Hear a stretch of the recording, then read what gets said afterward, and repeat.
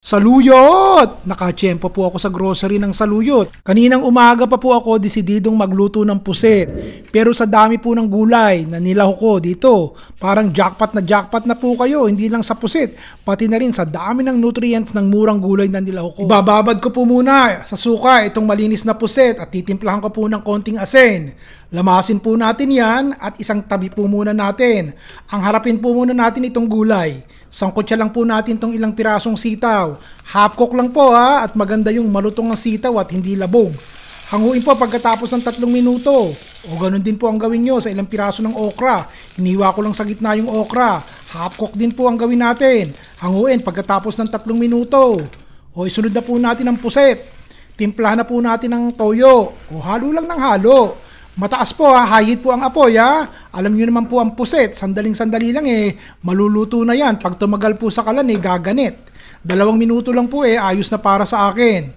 Maaari po bang maglambing sa inyo? Makahingi po ng isang pampagana? Pakiclick naman po yung share sa baba at nang ma-share nyo na ito sa Facebook wall nyo. Okay lang po ba?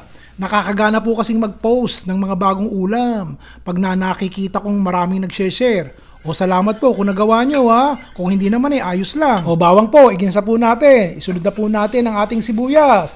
Tapos ang kamatis po. Kapag lerot-lerot na po yung kamatis, isama na po natin yung juice na kumatas kanina habang nagluluto tayo ng puset.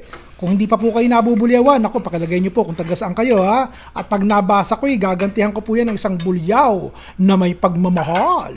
Parang gusto ko pong maglagay ng isang takipan ng toyo. Isunod na po natin ang seasoning powder kung kayo po gumagamit. Kayo na po dumiskarte sa sabaw at hindi ko po alam kung masabaw ang gusto nyo. Katitik lang po ang nilagay ko Ilang patak po ng nor kung meron kayo.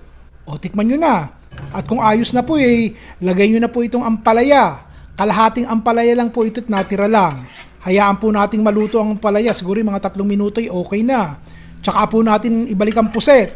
Sa huli po ilalagay ang puset para hindi po ma-overcook. Isunod na po ang okra, tapos ang sitaw, isunod na rin. Saluyot! Nakatsyempo po ako sa grocery ng saluyot. Sinunggaban ko na po, bihira po ako makakita ng saluyot dito O hindi pa po tayo tapos Hindi po ba nakakaganang kumain kapag maraming gulay na berde ang ulam natin?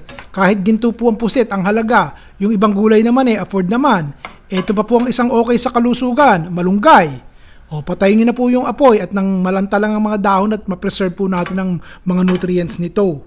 O ano po masasabi nyo? Hindi pa po okay yan? Kahit po konti lang ang pusit na ating inilagay, pero pagdating naman sa dami ng gulay na inilagay natin, abay, hindi na masama. Sana po nagustuhan nyo ang niluto ko ngayon. Mag-comment po kayo din sa baba. Ilagay nyo po kung anong mga rikado ang gusto nyong ilaho ko sa ulam na susunod na gagawin natin at yun po ang susundin ko. Yung madaling hanapin sa palengke, madaling lutuin, masarap, masustansya, may sabaw, may sarsa, boom boom boom. Tapos, kayo po ang boss Ron Bilaro po. Bukas uli.